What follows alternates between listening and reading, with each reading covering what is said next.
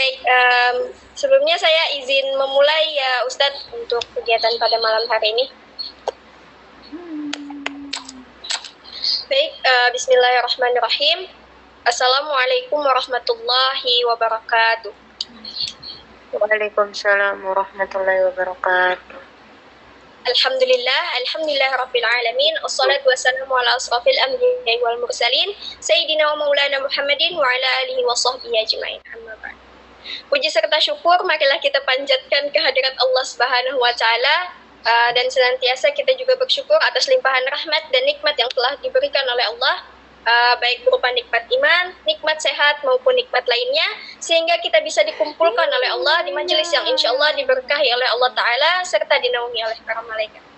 Salawat serta salam tak lupa kita curahkan kepada junjungan kita, baginda kita, Rasulullah Sallallahu Alaihi Wasallam, yang telah membimbing kita dari zaman jahiliyah hingga sampai ke zaman modern ini. Masya Allah. Mari kita bersama-sama bersalawat kepada beliau dengan mengucap Allahumma sholli ala Sayyidina Muhammad wa ala ali Sayyidina Muhammad. Baik, sebelumnya perkenalkan saya Nur Saadah. Saya sebagai moderator yang insya Allah akan memandu acara sampai selesai. Sebelumnya izinkan saya membacakan susunan acara kajian kita pada malam hari ini. Yang pertama pembukaan, yang kedua sesi penyampaian materi, yang ketiga sesi tanya jawab, yang keempat penutup. Baik, memasuki sesi yang pertama yakni pembukaan. Marilah kita buka kajian kita pada malam hari ini dengan membaca basmalah bersama-sama. Bismillahirrahmanirrahim. Memasuki acara yang kedua, yakni acara yang paling kita tunggu-tunggu, penyampaian materi yang akan disampaikan oleh Ustadz Tatas. Tapi sebelum itu, izinkan saya membacakan sedikit biodata beliau. Beliau ini bernama Ustadz Tatas Bagus Tiandi. Beliau ini asal dari, beliau lahir di Lombok, tepatnya di Nusa Tenggara Barat, dan beliau ini seorang aktivis. Beliau ini aktif dalam mengisi kegiatan seminar, sharing dan mentoring beasiswa OSC. Beliau juga aktif dalam membuat konten dan edukasi di media sosial, contohnya di Instagram dan di TikTok ya. Dan juga beliau aktif menulis artikel di osc.medcom.id. Beliau juga seorang mahasiswa Fakultas Teknik Universitas Islam Malang, dan beliau ini juga seorang penulis aktif di penerbit Sahima. Baik, itu tadi sedikit biodata pemateri kita pada malam hari ini. Sekali lagi, sebelum itu saya ingatkan kepada seluruh peserta kajian, apabila berkenan on cam dipersilahkan, tetapi untuk mikrofon dimohon untuk dimatikan selama kegiatan penyampaian materi berlanjut demi kelancaran kajian kita pada malam hari ini. Baik, kepada Ustadz Tatas, waktu dan tempat kami persilahkan.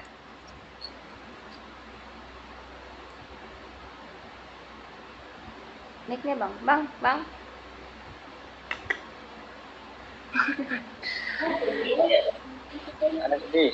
Bismillahirrahmanirrahim. Assalamualaikum warahmatullahi wabarakatuh.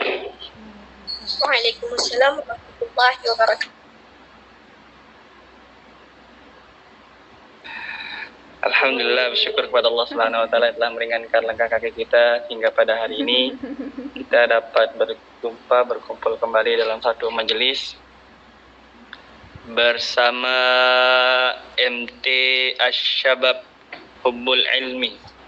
Insyaallah semoga majelis ini diberkahi oleh Allah dan semoga kita kelak dapat berkumpul di surganya Allah Subhanahu wa taala. Amin amin ya rabbal alamin. Salam terpuji ditujukan kepada baginda Nabi Muhammad sallallahu alaihi wasallam. Baik teman-teman yang dirahmati Allah Subhanahu wa taala, pada malam hari ini insyaallah kita akan sedikit sharing tentang besarnya cinta Allah kepada para hambanya.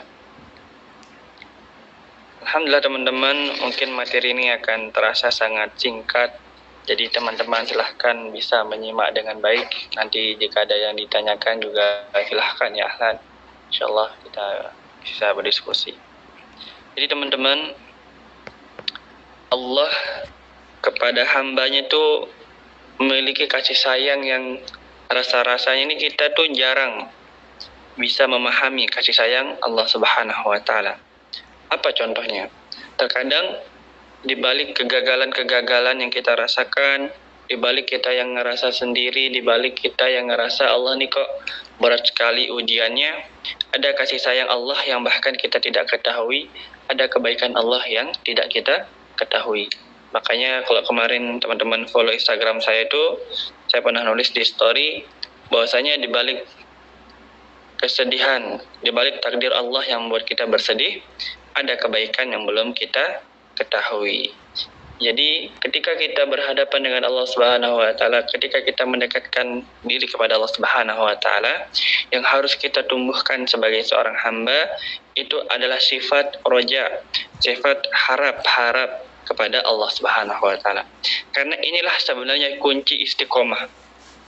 Kalau orang-orang bilang kunci istiqomah adalah teman-teman yang baik, betul, teman-teman yang baik. Kunci istiqomah yakni rajin ke majelis ilmu, betul, rajin ke majelis ilmu. Kunci istiqomah yakni dekat dengan orang tua, betul, dekat dengan orang tua. Tapi kunci istiqomah yang jarang kita pelajari, kunci istiqomah yang jarang kita ketahui, yang sebenarnya paling ampuh, paling mujarab, akan yang membuat kita bertahan di jalan Allah Subhanahu wa taala, apa itu? Yakni berprasangka baik kepada Allah Subhanahu wa taala. Dengan bagaimana? Dengan menumbuhkan harapan-harapan kepada Allah Subhanahu wa taala.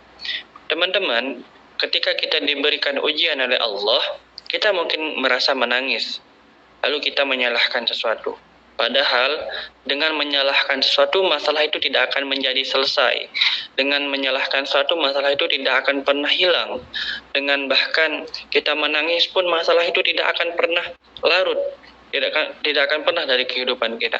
Maka guru-guru kami mengajarkan bahwa ketika kita ditimpa suatu masalah yang membuat kita bersedih dan akhirnya bahkan merasa putus asa, apa yang harus kita kerjakan? Yang harus kita kerjakan adalah berharap penuh agar segala kesedihan itu, segala kegagalan itu segera diganti oleh Allah dengan kebahagiaan yang menyenangkan hati-hati para hambanya. Nabi SAW ketika beliau berdakwah semata-mata karena Allah, semata-mata untuk hambanya, untuk umatnya Rasulullah SAW. Bahkan sewaktu ketika Nabi SAW itu ada satu masa di mana dalil atau firman Allah Subhanahu wa taala itu enggak turun beberapa waktu dari Allah Subhanahu wa taala. Maka Nabi SAW ini galau. Nabi SAW ini rasa-rasanya itu sedih. Nabi SAW kok rasa-rasanya ada yang kurang. Maka Nabi SAW ngapain? Beliau turun, naik ke atas bukit, turun lagi. Sorenya naik lagi, turun lagi. Besok paginya naik lagi, turun lagi. Sampai orang-orang musyrik pada waktu itu mengatakan, oh ini Nabi Muhammad ini kenapa? Muhammad ini gila kayaknya. Muhammad ini kayaknya ditinggalkan oleh orang tuanya. Kata orang-orang musyrik pada waktu itu. Tapi tak lama lah berselang setelah kejadian tersebut, turunlah firman dari Allah Subhanahu wa taala. Apa firman-Nya? Di surah Ad-Duha itu. Wad-duha wal-laili idza saja ma wadda'aka rabbuka wa ma qala. Ma wadda'aka rabbuka wa ma qala. Bahwasanya Allah enggak pernah membencimu dan tidak pula pernah meninggalkanmu wahai Muhammad. Maka firman Allah ini juga berlaku kepada kita. Ma wadda'aka rabbuka wa ma qala. Allah ini enggak pernah benci sama kita dan Allah enggak pernah meninggalkan kita. Tapi kadangkala ketika kita ditimpa satu musibah yang membuat kita bersedih, ketika kita ditimpa musibah yang membuat kita menangis, kita ngerasa kok Allah ini kayaknya benci sama saya ya. Kok doa-doa saya enggak terkabul, kok usaha saya justru berakhir dengan gagal. Padahal kemarin saya sudah belajar mati-matian untuk tes ini, untuk tes itu, kok saya gagal, kok teman saya berhasil, kok Allah nggak adil sama hidup saya. Nah, rasa-rasanya kita ngerasa seperti itu. Kita ngerasa Allah membenci kita. Dan rasa-rasanya Allah kayaknya meninggalkan saya deh. Maka kita lupa ayat yang sering kita baca apa? Ma wadda'aka rabbuka wa ma qala.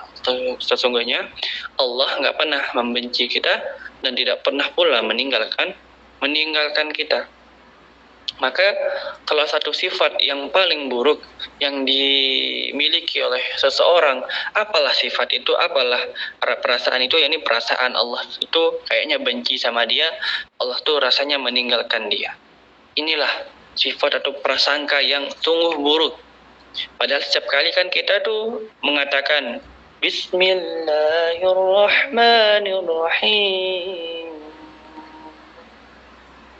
Sungguhnya dengan menyebut nama Allah yang Maha Pengasih lagi Maha Penyayang. Kita tiap hari bilang gitu, 17 kali bahkan minimalnya kita menyebutkan hal tersebut. Allah Maha Pengasih, Allah Maha Penyayang. Tapi ketika kita ditimpa satu musibah yang membuat kita bersedih, kita justru menyalahkan Allah. Ngira Allah ini jahat, ngira ini Allah ini nggak adil. Padahal lisan kita lah yang tidak adil dengan hati kita. Lisan kita mengatakan Allah ini Maha Pengasih lagi Maha Penyayang, tapi hati kita ini ngerasa Allah ini kok jahat sama kita. Inilah yang membuat kita sering justru ngerasa hidup itu akan sumpek, hidup itu akan terasa tidak nikmat. Buktinya sayang Allah Subhanahu wa taala, Allah berfirman, "Qul ya ibadiyalladzina asrafu ala anfusihim."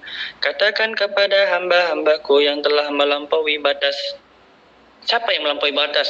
Orang yang enggak sholat, orang yang sering meninggalkan sholatnya, orang enggak menutup auratnya, orang yang enggak menunaikan zakatnya, orang yang meninggalkan puasanya, orang yang sering berkata kotor, orang yang durhaka sama orang tuanya. Inilah orang-orang yang melampaui batas. Disuruhnya A, ngerjainnya C. Disuruh B, ngerjainnya D. Orang-orang yang melampaui batas. Tapi apa kata Allah? Qul ya ibadiyalladzina asrafu ala anfusihim. Apa kata Allah? La taqnatu min rahmatillah.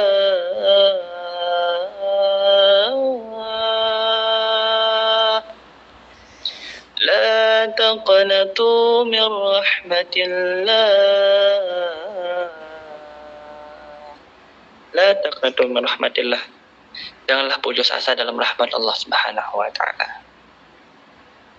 Terkadang kita ini nggak paham tentang takdir Allah Subhanahu wa taala. Maka saya menulis di satu e-book. E-book saya ini belum launching sebenarnya. E-book saya tulis sama Agam tapi belum launching. Tapi ada satu isinya tuh saya katakan di sana bahwasanya Allah ini tidak pernah meminta kita memahami takdirnya. Allah apa tadi? Tidak pernah meminta kita memahami takdirnya. Kenapalah kita gagal? Kenapalah Allah ini tidak kabulkan doa kita? Kenapa Allah ini terus meninggalkan kita? Kita tidak pernah diminta oleh Allah untuk memahami bagaimana cara takdir Allah Subhanahu wa taala. Tapi apa yang Allah minta? Allah meminta hambanya untuk sepenuhnya percaya kepada Allah Subhanahu wa taala. Sebab apa? Allah tahu yang terbaik bagi hambanya. Allah tahu yang terbaik bagi kita semua. Kan gitu. Kalau kuasnya kan gini, wahai Allah kemarin saya ngatur kok kacau ya, maka silahkan ya wahai Allah atur aja gitu. Seringkali kemarin kita pilih-pilihan kita sendiri, kita ngelakuin apa yang kita mau, tapi kok kacau, tapi kok gini. Karena apa? Karena kita tidak pernah menaruh harap dan ekspektasi tinggi kepada Allah Subhanahu wa taala. Kita menaruh harapan sepenuhnya kepada usaha kita. Kita bergantung kepada usaha kita sendiri. Padahal yang membuat kita terwujud itu Allah Subhanahu wa taala. Tugas kita adalah sujud. Kalau terwujudnya itu tugasnya Allah Subhanahu wa taala. Kita sering memaksakan kehendak yang tidak pernah akan menjadi milik kita, dan kita sering tidak bisa mengikhlaskan hal-hal yang memang akan hilang dari diri kita. Inilah yang sering kita membuat kita sakit hati. Orang yang tidak pernah akan singgah pada kehidupan kita, kita pengen banget. Kita berdoa, wahai Allah gimana cara jodoh sama Husain, wahai Allah deh. Mana caranya ya Allah? Padahal udah kata Allah mustahil, janganlah doa gitu. Tapi tetap aja didoakan. Cari sakit sendiri. Nanti pas Husain nikah, wahai Allah saya patah hati, wahai Allah siapa suruh kamu suka dia gitu kan? Suka cari sakit sendiri. Itulah manusia. Ya. Itu manusia. Wahai Allah pengen jodoh kayak Gus Asmi, wahai Allah. Pengen jodoh kayak Gus Asmi, nggak pernah jadi ning, nggak pernah belajar ilmu agama. Gimana mau jadi jodohnya anak kiai? Pengen jodoh kayak Rasulullah, sifat kayak Firaun, gimana bisa? Enggak bisa. Inilah Allah ini sayang sama kita, tapi kita nggak sayang sama diri kita sendiri. Allah sayang, makanya setiap pilihan Allah itu pilihan terbaik, tapi kita lah yang sering memaksakan kehendak. Kita yang sering memaksakan kehendak. Bahkan lagi kemarin ada opa-opa Korea yang lagi wajib militer, ada yang sedih. Apa fungsinya di kehidupan kau sehingga kau sedih itu? Tidak ada. Tidak ada. Kita sering mementingkan sesuatu yang tidak penting di hadapan Allah, dan kita sering meremehkan sesuatu yang bahkan itu penting di hadapan Allah. Maka ini, teman-teman. Lalu teman-teman yang dari Allah Subhanahu Wa Taala, bagaimanalah cinta Allah Subhanahu Wa Taala kepada hambanya. Nabi Allah Subhanahu Wa Taala ketika dia cinta terhadap hambanya, ia akan sampaikan kepada malaikat Jibril, wahai malaikat Jibril, aku nih cinta nih misalkan sama Tatas bin Fulan, aku cinta nih sama Tatas. Maka malaikat Jibril mengatakan, baik wahai Allah. Lalu malaikat Jibril nantinya menyampaikan kepada seluruh malaikat bahwasanya dia mencintai Tatas karena Allah. Malaikat Jibril mengatakan, wahai para malaikat sekalian, aku mencintai Tatas karena Allah mencintai Tatas. Nanti para malaikat akan turun ke muka bumi ini mengatakan bahwasanya ia cinta terhadap Tatas. Maka ini terkadang ketika ada kita melihat satu ulama, ada kita melihat satu guru yang hidupnya ini kayaknya biasa-biasa aja, yang hidupnya ini kayaknya happy-happy aja atau tenang, padahal dia tidak punya lah mobil Rubicon, dia tidak punya teman-teman yang centang biru, bahkan dialah tidak punya circle khusus, tapi kita lihat hidupnya kayak tenang-tenang aja. Kenapa? Karena barangkali Allah telah mencintainya, dan dengan cinta itu malaikat Jibril juga mencintainya, dan dengan cintanya malaikat Jibril itu seluruh malaikat juga cinta kepadanya. Maka teman-teman itulah. Jadi sebenarnya teman-teman percaya aja bahwasanya Allah tuh sangatlah mencintai kita. Tapi kenapalah kita sering sakit hati? Kenapa kita sering akhirnya rasanya kita sering gelisah? Kenapa rasanya kita sering ngerasa tidak betah gitu di kehidupan dunia ini? Karena kita mengizinkan rasa sakit masuk ke dalam hidup kita. Kita mengizinkan rasa sakit masuk ke dalam hidup kita. Contohnya, ada orang yang nggak suka sama kita. Ada orang yang nggak suka sama kita. Padahal sewajarnya dalam Islam ada orang nggak suka sama kita tuh nggak apa-apa. Tapi karenalah ada orang nggak suka sama kita, kita cari tahu kenapa siapa yang nggak suka sama kita. Habis itu kita cari tahu kenapa dia nggak suka sama kita. Udahlah kita cari alasannya, akhirnya kita ikut ngegibah. Kita ikut benci orang tersebut. Nah, seharusnya kita nggak usah benci sama seseorang. Tapi kita ikut benci karena kita cari tahu. Nah ini, terkadang kita nih terlampau kepo lah terhadap hal-hal yang seharusnya kita tidak harus ketahui. Maka kalau bagi saya sering kayak gitu. Teman-teman saya bilang, bang, kemarin digibahin di circle A gitu. Kemarin digibahin di circle B. Saya bilang, oh begitu menarikkah hidup saya sehingga dibicarakan oleh orang lain, dan sebegitu tidak menariknya hidup mereka sehingga dia tidak bicarakan hidup mereka sendiri. Nah, enak nggak kita kalau kita balas kayak gitu? Enak, kita nggak perlu pikirin. Kita nggak perlu tahu siapa yang gibahin kita. Kita nggak perlu tahu kenapa mereka gibahin kita. Berarti kita bersyukur, oh begitu menarik kehidupan saya yang Allah berikan kepada saya sehingga mereka berbicarakan itu semua. Enak kan? Nggak perlu kepikiran, nggak perlu overthinking setiap hari. Ya, enak. Karena kita nggak mengizinkan rasa sakit itu masuk ke dalam diri kita. Kita hanya mengizinkan nikmat-nikmat dari Allah Subhanahu Wa Taala masuk dalam diri kita. Maka teman-teman juga sama kayak haters tuh di sosial media sama. Tapi alhamdulillah sampai hari ini saya belum ada haters ya. Jadi teman-teman kalau mau daftar jadi haters saya silahkan, nggak apa-apa. Saya butuh haters kayaknya. Haters gitu. Kan kalau di sosial media juga sama. Orang yang nge-like itu lebih banyak daripada orang yang komen. Tapi terkadang kita lebih ngelihat siapa sih yang komen-komen di postingan saya daripada siapa yang nge-like di postingan. Benar nggak?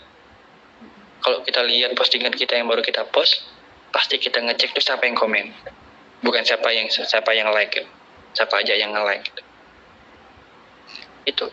Karena terkadang kita hanya fokus kepada pembenci, tapi kita tidak fokus kepada siapa yang mencintai kita. Kita fokus pada hal-hal yang menyakitkan, tapi kita lupa fokus pada hal-hal yang menyenangkan kita. Maka teman-teman, salah satu quotes-nya adalah jangan pernah dengarkan perkataan yang bisa membuat kita jatuh, tapi dengarkanlah perkataan yang bisa membuat kita tumbuh. Tumbuhlah dengan cinta Allah, tumbuhlah dengan kasih sayang Allah, dan dengan cinta dan kasih sayang Allah lah kelak kita akan menjadi hamba yang Allah cintai, hamba yang berada di surganya Allah Subhanahu wa taala. Mungkin itu yang dapat saya sampaikan dulu. Nanti kita diskusi perlahan sama teman-teman semuanya, dan semoga teman-teman bisa mengambil makna dan makna yang singkat dari materi yang singkat ini. Mohon maaf kalau belum bisa memberikan materi yang banyak karena memang sedang bersilaturahmi ke rumahnya Duha